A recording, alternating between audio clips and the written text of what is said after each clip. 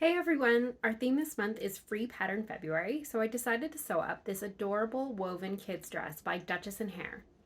This is a freebie on their blog and it doesn't have a full tutorial, so I decided to film the steps to sew this dress for those of you who aren't familiar with a skirt placket and a lined bodice that overlaps in the back.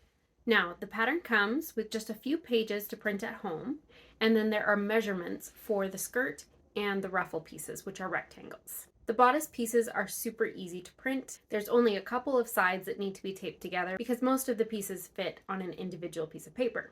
Now, because most of the pieces fit on an individual piece of paper, I was able to use my projector to cut this pattern using the individual pages for the pieces that fit on an individual page.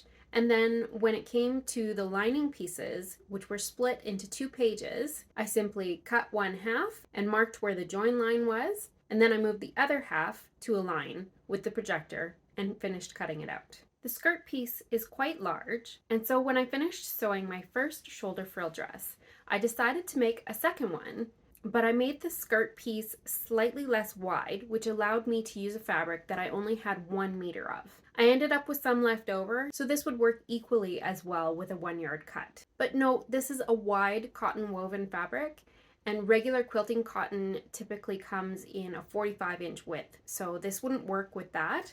But because my fabric was almost 60 inches in width, I was able to cut 2 skirt pieces just slightly less wide than the original pattern called for. And so there was a little bit less gathering, but as you can see, it's not even really that noticeable. So my skirt pieces, instead of being 34 inches wide each, ended up being about 29 inches wide each. And this allowed me to easily cut this dress in a size 4 bodice and a size 6 skirt length for my skinny little miss out of 1 meter of fabric. So the placket piece isn't mentioned in the pattern, but that needs to be cut at about 6¼ inches tall, which gives you a little bit of extra room to play with, and 1.5 inches wide. This will make the finished width of your placket 1/2 inch, which is the amount that the bodice is intended to overlap. Okay, so first the skirt placket. The first step is to cut a 3-inch slit down the center of the back skirt. Then you're going to fold each side so that the cuts create a straight edge, as you can see here. So the placket needs to be pressed in half, like this, and then one edge should be pressed under by 1/4 inch. Then you're going to take the side that isn't pressed under and align it with the edges of the cut in your skirt. It should be the right side of your placket against the wrong side of the skirt. So you're going to pin it in place like this, and then flip it over.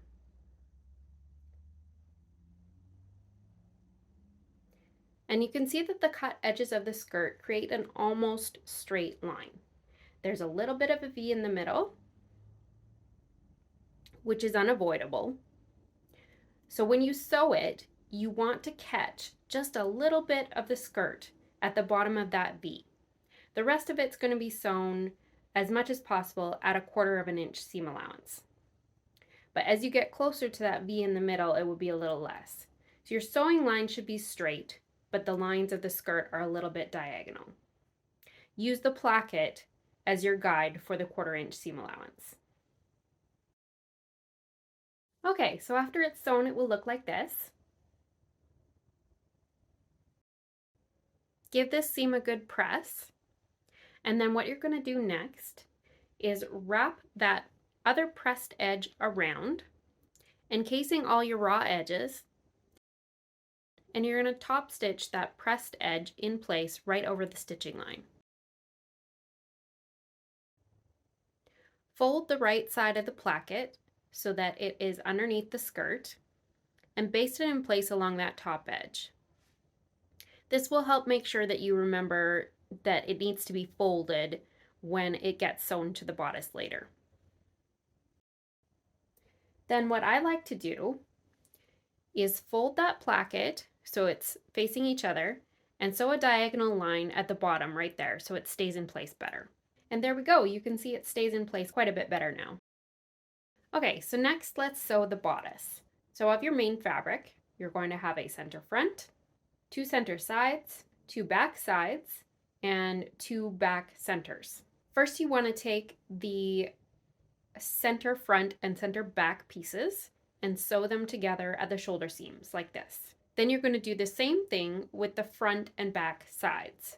Make sure that you match them up so that the arm side is mirrored. Press those seams open, and then next we're going to work on the shoulder ruffle. So first you want to hem the edge of the shoulder ruffle, and the pattern says to hem the ruffle by 1/4 of an inch. Then you're going to take the unhemmed side of the ruffle and you're going to gather it so that it is the same length as the seam where the center and side bodice will be joined.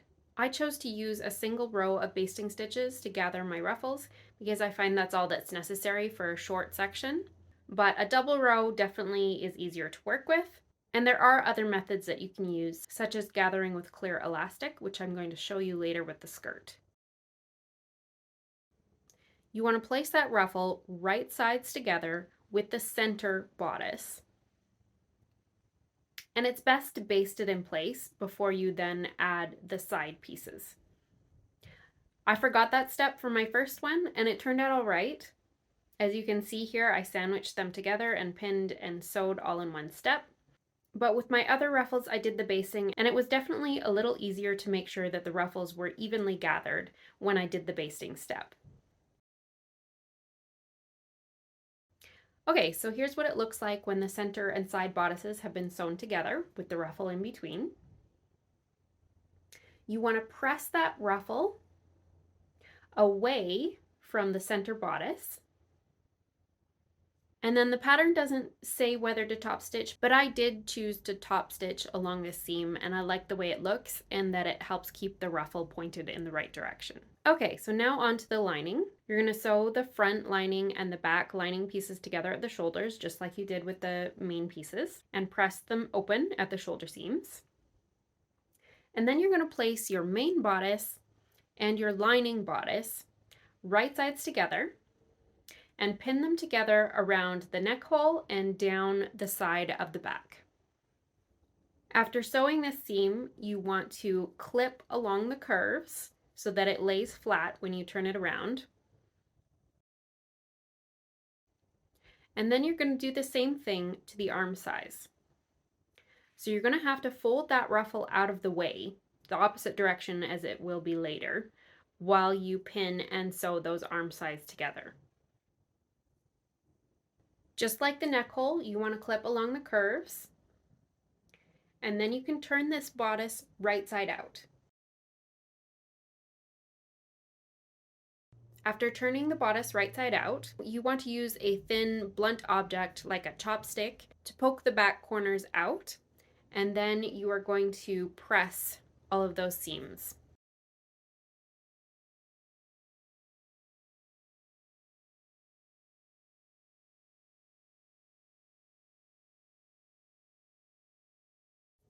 After pressing the seams, you want to take one front and one back side seam and place them right sides together so the lining matches and the main fabric matches, and sew that.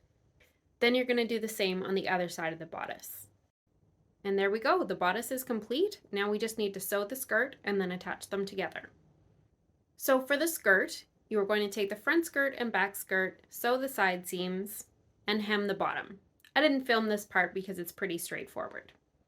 Then what you need to do next is gather the top of the skirt so that it is the same length as the bottom of the bodice. Now I prefer to do this with clear elastic. I find it's the easiest way with a large area such as this to get a really even gather without having to adjust the threads and everything manually. So the first step of gathering with clear elastic is to measure the smaller item, whatever it is you're gathering the larger item to be sewn to. So in this case, I measured the bottom of the bodice, and then I cut a piece of clear elastic that was the length of the bottom of the bodice. Now, one note, with clear elastic, make sure that you exercise it, so you're going to stretch it a bunch of times before you cut it, because it will end up being a little bit longer after the first time it's exercised. So you want to do that before you cut it so that it stays the correct length. Then you're going to take your clear elastic and you're going to divide it into even sections. I generally divide mine into 8 sections. So I fold it, mark the halfway point, Then I fold and mark the quarter point, and then I add halfway points in between all of those markings as well. I end up with 7 markings and 8 sections. Then you do the exact same thing to the skirt. In this case, the skirt side seams can be used as one of the marking points. So you just need to mark the halfway point of the front, and then the halfway point of each of the back sections, and the quarter points of the front. Now you're ready to sew your clear elastic to the skirt. First, you want to put the end under your presser foot and do a couple of stitches manually without stretching, just to make sure it's anchored and going to stay in place. Then what you're going to do is stretch that clear elastic so that that first marking on the elastic is matched up with the first marking on the skirt. Pin that in place. Then when you sew, you're going to have to hold the pinned point and the back to make sure that it stays stretched so that the elastic is matching the width of the skirt the entire time you're sewing. Holding both ends, run it through the sewing machine.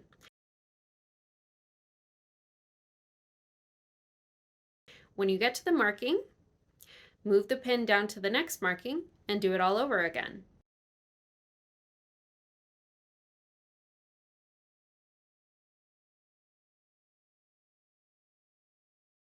For the last section, I like to hold the end with my fingers, and I don't let go until my fingers are right at the presser foot, and then I let go.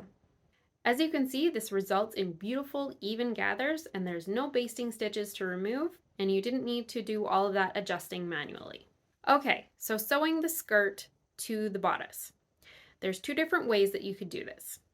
There is an enclosed method, and there is an exposed seam method. So on the dress that was all the periwinkle color, I chose to do the enclosed method. So what I did was I pinned just the main side of the bodice to the skirt all the way around, and then I folded the lining under and pressed it and pinned it in place on the inside. Then I top stitched all the way around the waist to catch that lining and keep it in place. With the printed dress, I chose to do the exposed seam method. So I pinned both layers of the bodice to the skirt. I chose to sew it on my sewing machine first before serging, as I find it's easier to get a nice crisp aligned edge that way. And then I went back and serged it.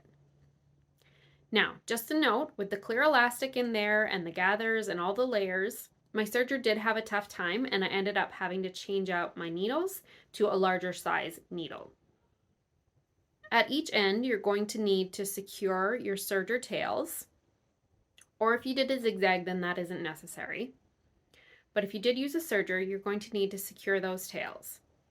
So what I like to do is use a darning needle and thread that chain through the eye of the needle, and then I push the needle through the threads of the serge seam, pull it out, and cut off the excess. After securing my tails, I then top stitched around the waist to keep that seam in place.